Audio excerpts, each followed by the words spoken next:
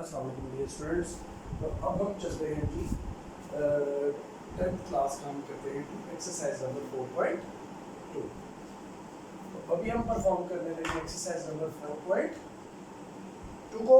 4.1 में हमने linear factor पढ़ा था और एक्सरसाइज 4.2 में हम रिपीटेड लीनियर फैक्टर पढ़े। This exercise belongs to repeated linear factors lying in the denominator of a fraction, और उस सिंगल फ्रैक्शन को हम कन्वर्ट करेंगे पार्शियल फ्रैक्शंस में। सो क्वेश्चन क्या, resolve into partial fractions. Number 1 question में लिखने लो, that is x square minus 3x plus 1 over x minus 1 का whole square and x minus 2। कल का सॉरी लेक्चर में आपको नहीं सेंड कर सका, कल हमारे घर लाइट का इशू था और दिनों के लाइट के बगैर कोई लेक्चर डिलीवर नहीं किया जा सकता। बारिश की वजह से यहाँ पे लाइट काफ़ी देर ऑफ रही, सो फिर मैं कल आपको मेरे लेक्चर से सो आज मेरी ये कोशिश होगी कि इसके 8 क्वेश्चन हैं तो we shall attempt all of the 8 questions, ठीक है जी। और मज़े की बात है, मैंने ओवरव्यू किया है और अल्हम्दुलिल्लाह डिवीजन 4th में और 7th में पॉसिबल है, इसके अलावा किसी भी और क्वेश्चन के अंदर डिवीजन पॉसिबल नहीं है। तो अभी मैं 4 और 7 को छोड़ दूंगा। आउट ऑफ 1 2 3 5 6 8 6 क्वेश्चंस बनते हैं, 3 मैं करवाऊंगा 3 आप करूँगा। फर्स्ट मैं करवाऊंगा जी, उसके बाद मैं 5th करवाऊंगा और फर्स्ट करवाऊंगा, 3rd करवाऊंगा, 5th करवाऊंगा। 2 6 and 8 will be your homework, ठीक है जी। सो मैं ये लिखने लगा यहाँ पे साइड में होमवर्क।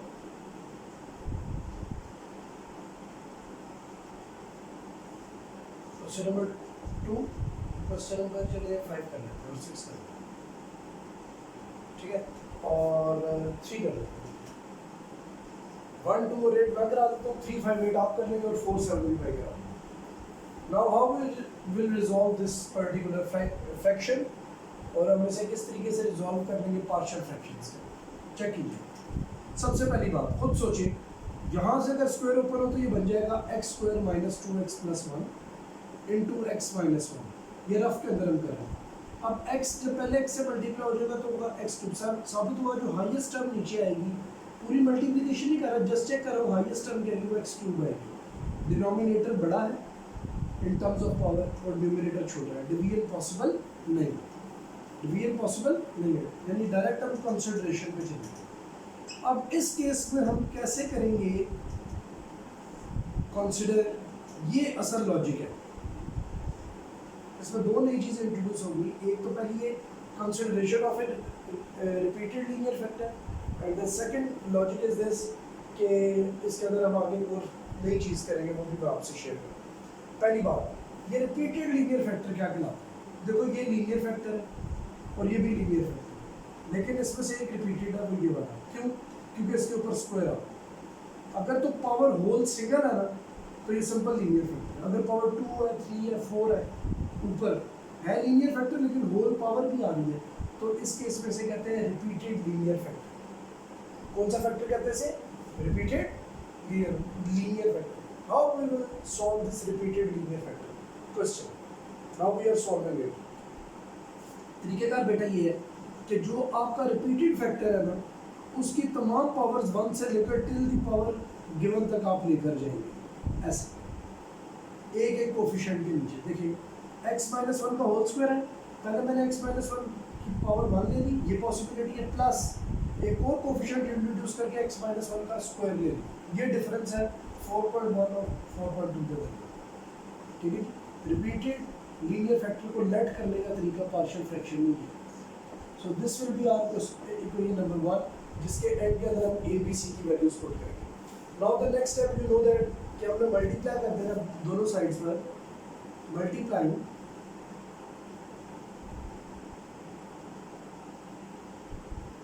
बोथ साइड्स बाय, इसका डिनोमिनेटर क्या लिखा हुआ है, x माइनस 1 का whole square and x minus 1। अगर मैं मल्टीप्लाई करता हूँ, अब देखो कुछ चीज़ों को समझना चाहिए, कर तो मैं देता हूँ स्टेप, लेकिन बाद में हम इसको स्किप भी कर सकते हैं इस वाले स्टेप, क्योंकि हम जानते हैं कि वैल्यूज कट जाती हैं इसको बेसिकली डिवाइड करने का मकसद भी यही होता है कि डिनोमिनेटर के अंदर से ये वैल्यूज़ क्या हो जाए, रिमूव हो जाए।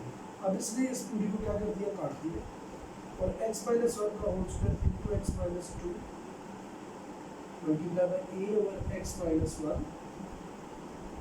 प्लस यहाँ पे भी आएगा x माइनस वन का whole square x minus two into b over x minus one का होल स्क्वायर प्लस, क्योंकि जगह नहीं है तो मुझे नीचे आना पड़ेगा, ठीक है, प्लस x माइनस वन का whole square x minus three multiply by c over x minus two. ये और सॉरी एक्स माइनस टू, ये आपस में कट गए, यहाँ ये दोनों आपस में कट गए, और यहाँ पर एक एक्स माइनस वन ने एक स्क्वायर को रिमूव किया।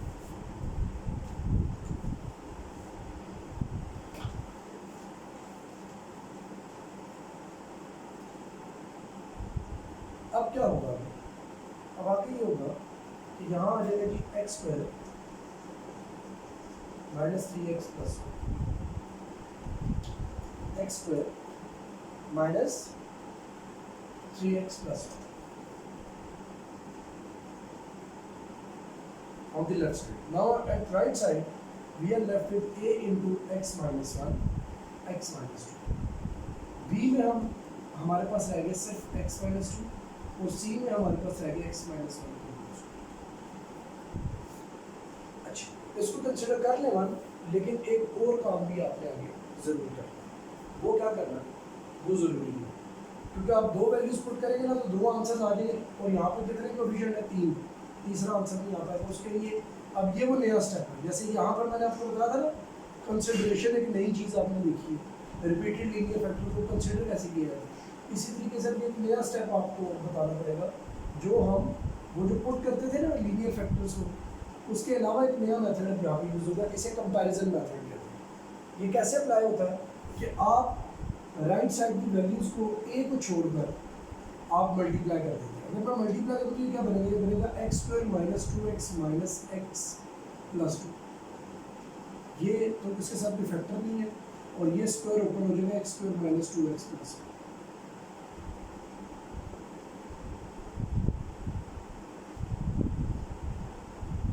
X square minus three X plus two plus B into x minus one plus C into X square minus two X. इसको टू रखें क्योंकि इसकी भी हमें बाद में ज़रूरत पेश आई।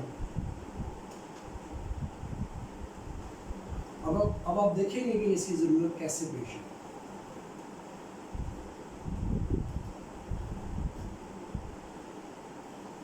चेक कीजिए, सबसे पहले हमें क्या करना है, पहले लीनियर फैक्टर को x माइनस वन को हम जीरो पुट। देखिए मजे की बात है, आप इसको पुट करें या इसको पुट करें जीरो के, तो इधर स्क्वायर रूट लेना पड़ेगा, फिर ही हो जाए। बात एक ही, ये एक ही काउंट होगा फैक्टर, ये दो फैक्टर्स काउंट नहीं होंगे। अब इसको जब मैं पुट करूंगा तो x की वैल्यू 1 आ जाएगी, तो इक्वेशन 1 क्या बन जाएगी, देखिए 1 का स्क्वायर माइनस 3 इंटू 1 प्लस 1।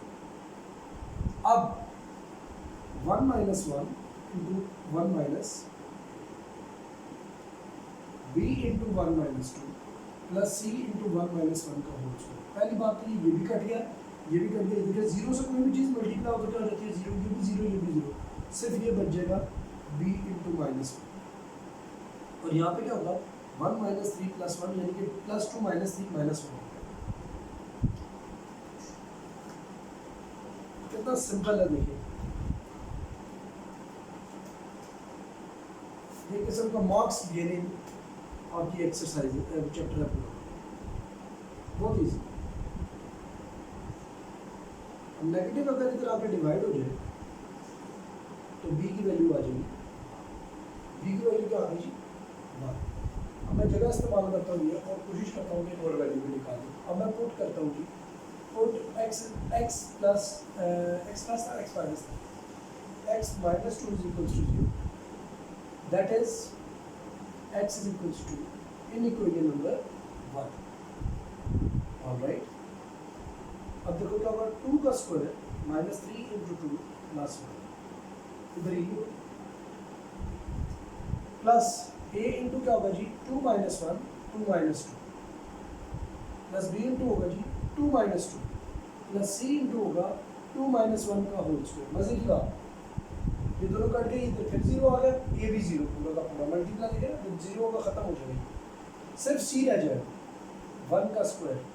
इधर क्या होगा 4 minus 6 plus 1, it will be 5 minus 6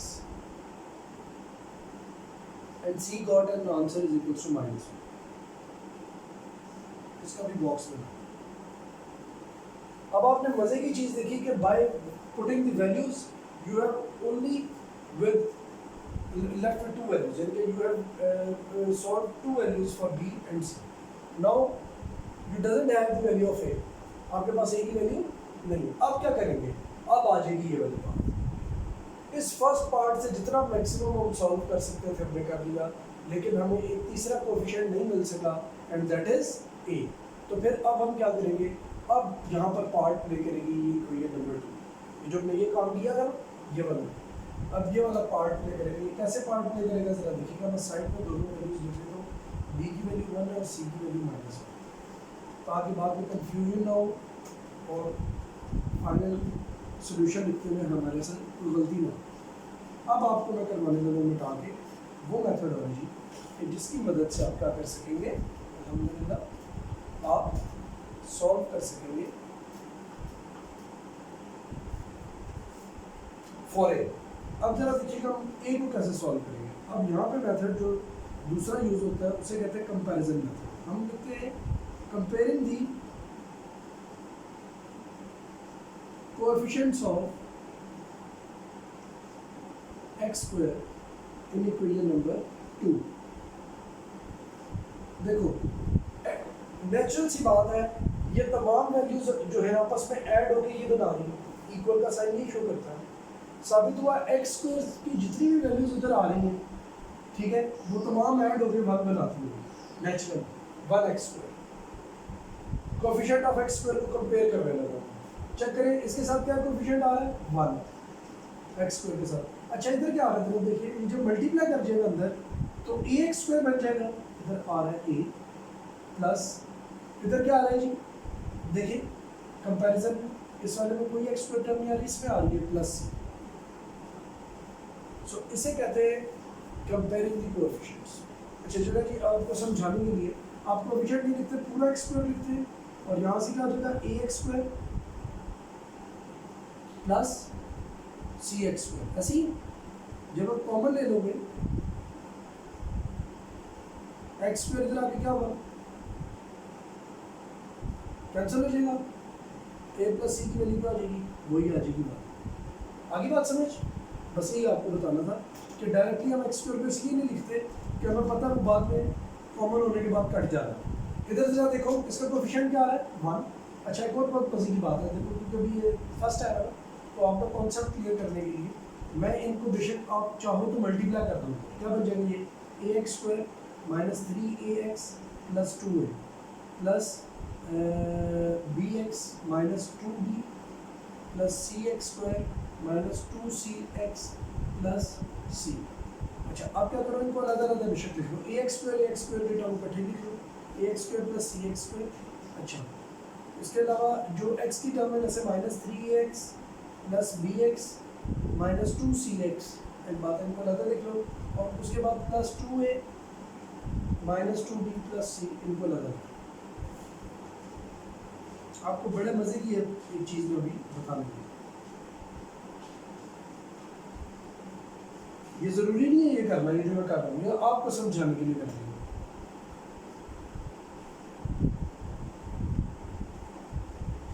सब में से मैंने क्या कॉमन ले लिया है, x कॉमन ले लिया, माइनस कॉमन नहीं लिया, ठीक है, एज इट इज वैल्यूज में से सिर्फ मैंने x कॉमन ले लिया।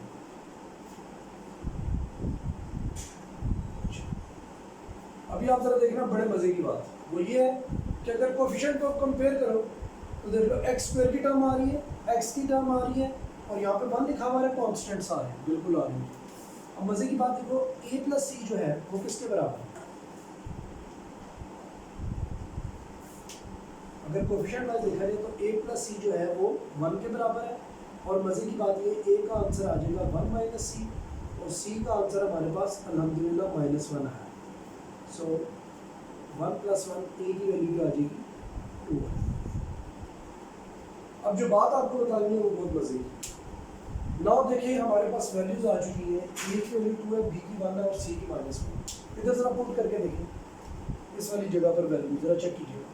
-3 × 2 प्लस 1 -2 × -1 चेक कीजिए। -6 प्लस 1 प्लस 2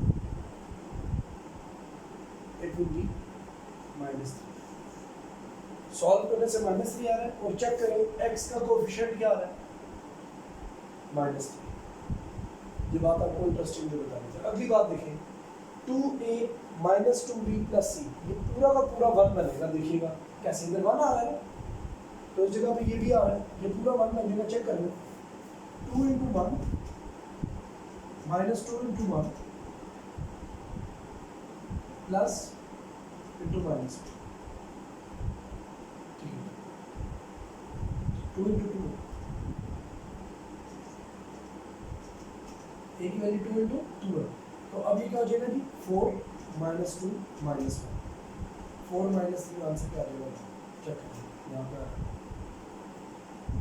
साबित हुआ कि इसकी कोई लॉजिक है। और इससे ये भी बात साबित होगी कि वाकई ये तमाम वैल्यूज मिलके ये चीज़ बना कंपैरिजन हो रहा है ना, इसका मतलब ये सारा का सारा मिलकर ये बना रहा होगा, ये सारा का सारा मिलकर ये बना रहा होगा और ये सारा का सारा मिलकर। इसलिए हम इतना बड़ा स्टेप नहीं करते। ये मैंने आपको क्वेश्चन इसलिए एलेबोरेट कर दिया था ताकि आप समझ जाएं कि आखिर कंपैरिजन मेथड हम यूज़ क्यों करते हैं। तो रीज़न मैंने आपको बता दी कि क्यों यूज़ करते हैं। बाकी कोएफिशिएंट्स और कांस्टेंट्स आपस में कंपेयर किए जाए तो बराबर निकल आते हैं। अब अगली बात जो समझने की हुई है कि अब क्वेश्चन की तरफ आते हैं कि इतना बड़ा स्टेप हम नहीं करेंगे। हम सिंपल लिखेंगे comparing the coefficients of x = यहाँ पे 1 आ जाएगा, यहाँ पे a + c है। Now this is very easy for us कि हमें c की वैल्यू -1 पता है। सो जब मैं c की वैल्यू यहाँ पर पुट कर दूंगा, इट बिकम्स व्हाट, 1 + 1 -1 उठा के +1 हो जाएगी, a की वैल्यू 2 आ जाएगी। अब अगर a की वैल्यू 2 आ चुकी है तो मेरे लिए बहुत इजी हो चुका है। अब मैं लिखूंगा जी इक्वेशन 1 बिकम्स, जो स्टार्ट में हमने कंसीडर की थी वो क्या थी, हमने कंसीडर किया था x² - 3x + 1 over x - 1 का whole square into x - 2 will be equals to a over, यानी 2 over x - 1 plus b over क्या था, b हमारे पास है 1 over x - 1 का होल स्क्वायर और -1 over x - 2। अगर किसी बच्चे के पास फ्री टाइम है और वो इस सब का एलसीएम लेता है दोबारा, तो देखेगा वो कि यही चीज़ दोबारा बनती है। ठीक है, so this will be your solution, this will be your ideal solution. ये आइडियल सॉल्यूशन हम सो हम चेक भी कर लेते हैं, एंड वी आर अल्हम्दुलिल्लाह absolutely right by the grace of.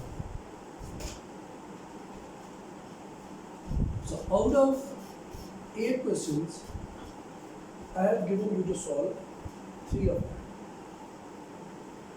ऐसे ही 3 मैंने आपको दे दिए कि आपने पहले मैं एक टाइप कर लूँ एक वीडियो में, फिर मैं आपको उसके बाद डिवीजन वाली वीडियो भेजूँ। हो सकता है मैं डिवीजन आज में भेजूँ, डिवीजन नेक्स्ट लेक्चर के लिए छोड़ूँ, ठीक है, या वो सॉल्व करके आपको मैं व्हाट्सएप कर दूँ। अभी देखते हैं, not sure. Question number 2, x² + 7x + 1 +1 ये +11 over x + 2 का whole square into x plus. अब बच्चों आपको बहुत मजे की बात बताऊंगा कि यहाँ नीचे भी x³ बनता है कैसे। इसे ओपन करोगे क्या बनेगा, x² + 4x + 4। हमने सिर्फ हाईएस्ट पावर देखी होती है। देखो फर्स्ट टर्म फर्स्ट से मल्टीप्लाई करें तो x³ बन जाती है और this will be the highest term, बाकी तमाम टर्म्स इससे छोटी बनेगी। ठीक है जी, तो साबित हुआ नीचे x³ बन जाता है। देखिए पूरा मल्टीप्लाई करें तो क्या होगा, +3x², फिर हो जाएगा जी 4x² + 12x, फिर आ जाएगा जी 12x + 12, तो ये हो जाएगा जी x³ + 7x² + 24x + 12। इतना बड़ा लिखने की जरूरत नहीं है, सिर्फ फर्स्ट को चेक करना होता है कि हाईएस्ट टर्म क्या आ रही है। तो नीचे क्यूब आ रही है, ऊपर स्क्वायर आ रही है, तो डिवीजन हो गई। डिवीजन की शर्त क्या है कि क्या होता है, न्यूमरेटर यहाँ न्यूमरेटर की पावर डिनोमिनेटर के बराबर होती है, नहीं तो न्यूमरेटर की पावर डिनोमिनेटर से बड़ी होती है। तो ऐसा कुछ भी नहीं इधर होगा, इसलिए we shall directly consider our partial fractions. So for resolving partial fractions, we have to consider the statements by certain set of rules given in the book. वो क्या जी, a over x + 2 plus B over X plus 2 का क्या हो जाएगा plus C over X plus 3.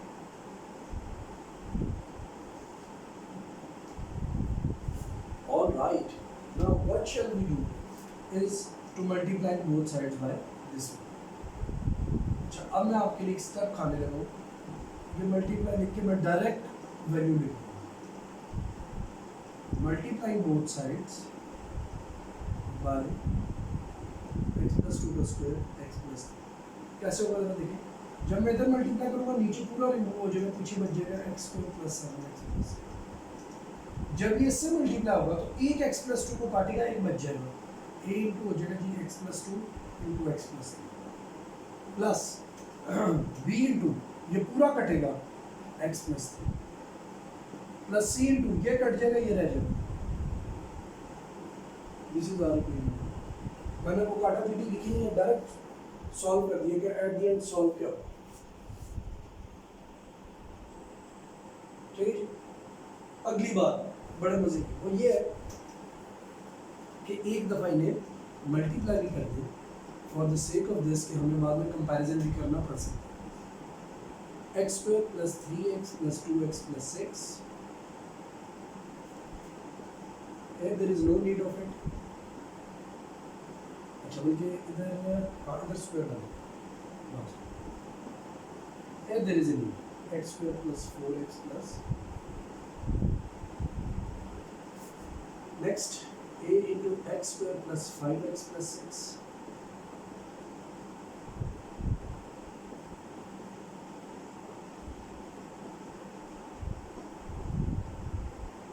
ये वाली second.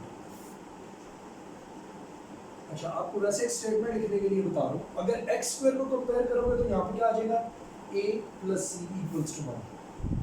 ऐसे ही अगर x को कंपेयर करना हो तो क्या आएगा जरा देखिए. x की टर्म देखिए, a से मल्टीप्लाई करेगा बनेगा 5a. कोफिशिएंट ऑफ x को कंपेयर करने के लिए प्लस b प्लस 4c किसके बराबर होगा देखिए ये आंसर 7. x के कोफिशिएंट को कंपेयर करेंगे तो ये रिजल्ट है. x स्क्वायर के कोफिशिएंट को कंपेयर करेंगे ये रिजल्ट है. और कांस्टेंट को कंपेयर करने से क्या आएगा, यहाँ 11 आ जाएगा. अगर ये बात को नजर आ रहा होगा कि नहीं बोर्ड पे, यहाँ 11 आ रहा होगा, यहाँ पे आ जाएगा जी 6 से, यहाँ पर आ जाएगा 3b और यहाँ पर आ जाएगा 4c. ठीक है. तो अभी मैं ये लिख नहीं रहा, आपको समझाया कि कंपैरिजन करेंगे कैसे और आगे हम करेंगे इंशाल्लाह. अब हमने सबसे पहला काम क्या करना है, सबसे पहला काम हमने पुट कर देना जी. पुट पहला फैक्टर क्या है, x plus 2 is equals to 0. That is x is equals to minus 2 in equation number 1.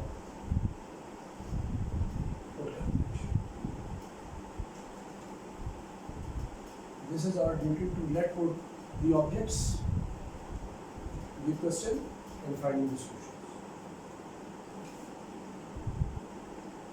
Minus 2 plus square plus 7 into minus 2 plus 1. Further, with this part 1, देखो इसमें पुट करो लंबा हो जाएगा. इस वाले में हमें पता है वो काटा पीटी हो जाती है. -2 + 2 -2 + 3 plus b into -2 + 3 plus c into -2 + 2. तो ये भी गया और ये भी गया, बचा सिर्फ b इंटू 1. इधर क्या होगा 4 -14 + 11 15 - 14. So b got an answer equals to b का आंसर क्या आ गया.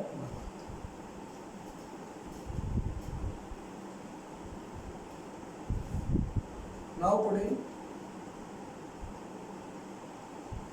द वैल्यू ऑफ पुटिंग पूरा क्या लिखना, put x plus 3 is equals to 0. That is x is equals to -3 in equation number 1.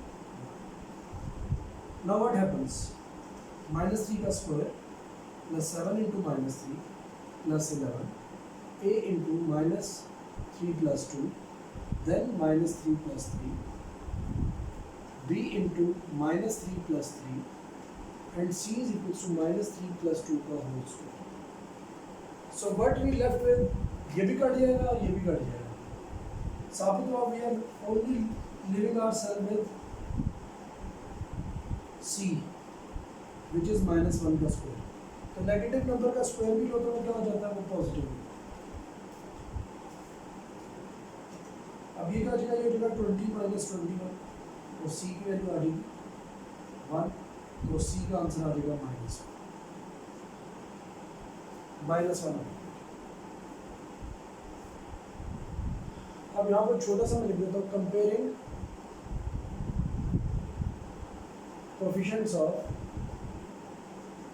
x square in equation number 2। Comparing coefficient of x square in equation number 2 check करेंगे। इस part में left side पे 1 आ जाएगा, right side पे आ जाएगा ax square plus cx square यानी a plus c। So what is a? 1 minus c, and what is c? It is 1, actually -1, so a got an answer is equals to a is 1, a is 2, b is 1 and c is -1। now I am rubbing it off all the values। आगे मेरे पास जो constants coefficients आने थे, coefficients आ चुके हैं, और now we can change equation number 1। वो जो equation number 1 हमने लेट की थी उसे मैं जाकर अब चेंज कर सकता।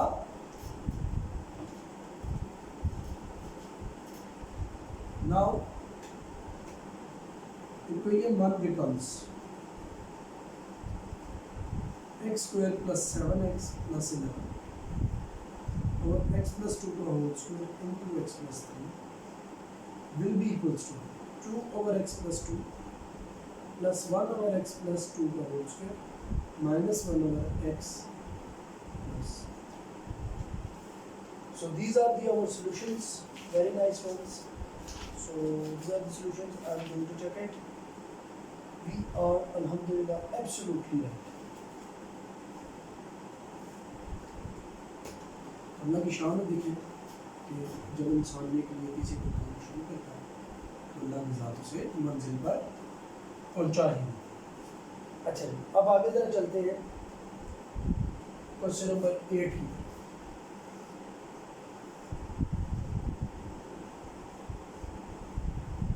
अब ये ऐसे करेंगे, ठीक है, थोड़ा सा फैक्टराइजेशन इन्वॉल्व है इसमें और कुछ नहीं। देखिए ये ऐसे लिखा हुआ, तो घबराने की जरूरत नहीं है, ये फैक्टर्स बन जाते हैं x - 1 x plus 1। और मज़े की बात, इन फैक्टर्स के बनने के बाद एक factor x plus 1 x plus 1 का क्या बन जाता है, होल स्क्वायर। बस इतनी सी बात, और इसमें कोई डिफरेंस नहीं। अब बाय दिस क्या हो जाएगा, आप कंसिडर कर लेंगे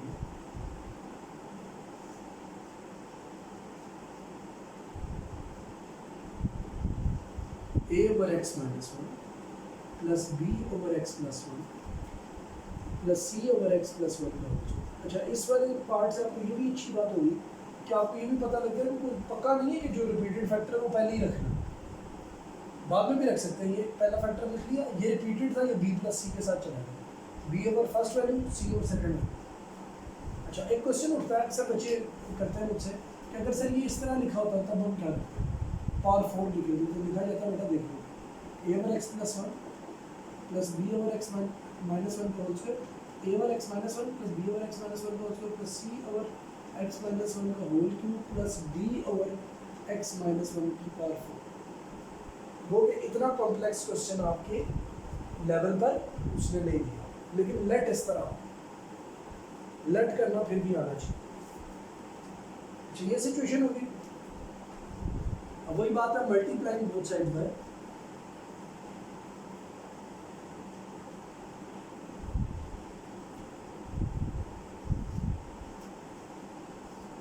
बोथ साइड्स पर x minus 1 into X plus 1 का। सो मल्टीप्लाई करने से क्या होगा, क्वेश्चन है इसके मल्टीप्लाई करने से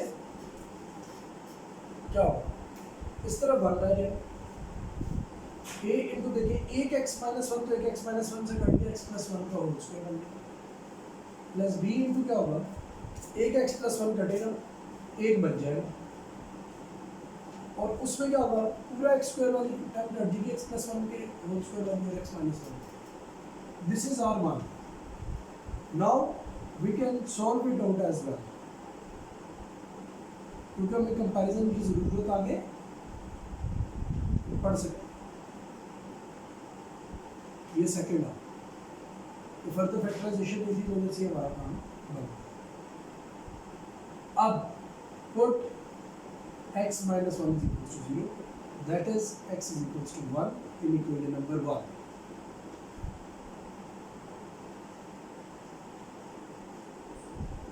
Okay, 1 minus 1, ये टर्म तो गई, ये टर्म भी बची, ये term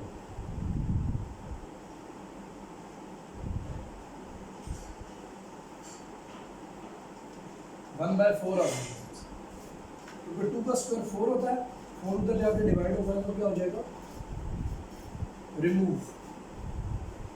now put x is equals to x plus 1 is equals to 0, that is x is equals to minus 1 in equation number 1. अभी तक क्या होगा, इधर तो 1 बन ही रहेगा, a इंटू हो जाएगी माइनस 1 प्लस 1 का होल स्क्वायर, गया खत्म, ये into minus 1 plus 1 minus -1 minus 1 plus 1 और यहाँ पर आ जाएगा -1 का होल स्क्वायर सी। अब मजे की बात, ये भी क्या और ये भी क्या, ए और बी दोनों में सी बच जाएगा -2 के स्क्वायर के साथ। और मजे की बात ये है कि -2 का स्क्वायर क्या होता है, ये देखो, सी की वैल्यू भी 1/4 है, सी की वैल्यू भी क्या आ जाएगी 1/4। Now comparing the coefficients, comparing the coefficients of x square in equation number 2, 2 भी 1 में से निकली हुई है, तो अब यहाँ पर अगर देखें तो x square तो आ ही नहीं रहा, आ रहा है, आ ही नहीं रहा, there is no term of x square here, x की भी कोई टर्म नहीं, x square की भी नहीं है, तो कोएफिशिएंट 0 होगा। यहाँ पर क्या आ जाएगा, a plus b, so I got the value of b is equals to minus a and we got a value of -1/4। तो तीनों वैल्यूज मेरे पास अल्हम्दुलिल्लाह आ चुकी। Now by the help of these three values, what I shall do,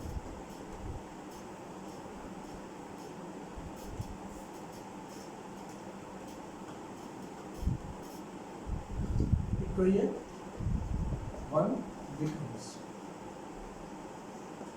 1 over x minus 1 into x plus 1 का whole square is equal to क्या हो जाएगा, a की जगह पर क्या आ जाएगा 1 बाय, देखो ये लिखा जाता है पहले 1/4 ओवर x माइनस 1। अगले स्टेप में मैं आपको समझाऊंगा कि 4 और x माइनस 1 आपस में क्या हो जाएंगे, मल्टीप्लाई, फिर आ जाएगा जी plus -1/4 over x plus 1 plus 1/4 over x plus 1। अब अगली बात, ये लिखा जाता है 1/4 इंटू एक्स माइनस 1। अब देखिए प्लस इंटू माइनस माइनस हो जाएगा,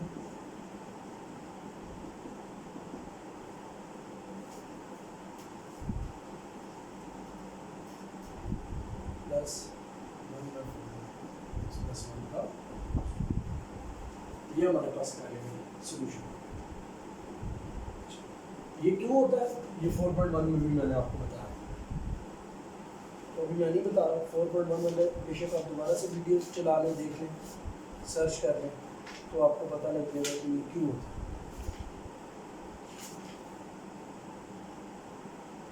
So we are alhamdulillah absolutely not, हमारी बाकी तमाम वैल्यूज तो ठीक आ रही हैं, लेकिन हमारी एक वैल्यू गलत आ रही है, दैट इज b। b की वैल्यू बजाय -1/4 आने के बुक वाला कहता है जी this value will be 1/2। Alright,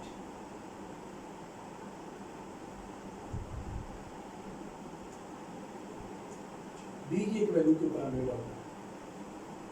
दोबारा कंपैरिजन पे चलते हैं। इसको ऐसे ही लिखा लेंगे, सिर्फ कंपैरिजन कर रहे हैं।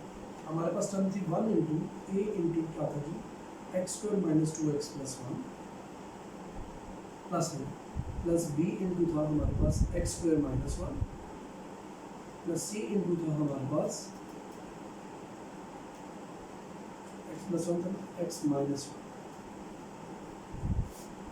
तो ए प्लस बी की वैल्यू हमारे पास आ गई थी, दैट इज दिस। कैसा हो रहा है समझ से बाहर है ये, तो फिर बी की वैल्यू तो माइनस 1 प्लस 1 में पूरी आती है, माइनस 1 में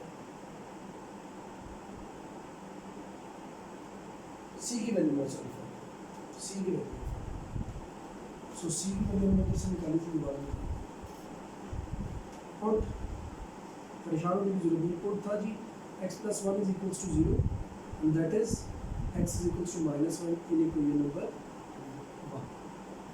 दोबारा पुट करके देखिए, पहले 1 is equals to a into क्या था जी हमारे पास लिखा हुआ माइनस 1 प्लस 1 का होल स्क्वायर, b था हमारे पास minus 1 plus 1 and what we have c and c is minus 1 का यहाँ होल स्क्वायर नहीं था, that's why we are little bit wrong here, वहाँ पे होल स्क्वायर नहीं था and c got an answer is equals to -1/। अच्छा -1/2 की वजह से क्या हो जाएगा, हमारा ये वाला पार्ट c जो है ये समझ लीजिए हो जाएगा -1, ठीक है। और इस -1/2 की वजह से ये भी हो जाएगा -1। तो हमने अपनी गलती को क्या कर लिया जी, अल्हम्दुलिल्लाह करेक्ट भी कर दिया, ठीक है। मुझे आइडिया होगा, मैंने आंसर में देखा यहाँ पे -1/2 आ रहा था, तो I just want to that particular place, तो आप बेशक वीडियो रिवर्स कीजिएगा, वो मैंने वहाँ पे लास्ट में स्क्वायर कर दिया, जबकि सी के साथ टर्म जो आ रही है वो सिर्फ x -1 आ, तो मेरे से x -1 का स्क्वायर हो गया पुट करते हुए, ठीक है। तो उस गलती को आप ओवरकम अल्हम्दुलिल्लाह कर सकते। चलिए अब यहाँ पर हमारे हो गई थी क्वेश्चन कंप्लीट। अब मैंने आपको कहा है कि 3, 5 और 6 आपने खुद करना है, ठीक है, बहुत आसान है, डिवीजन इन्वॉल्व नहीं है, लेकिन 4 और 7 में डिवीजन इन्वॉल्व है, तो नेक्स्ट वीडियो में मैं आपको डिवीजन वाले क्वेश्चन कराऊंगा।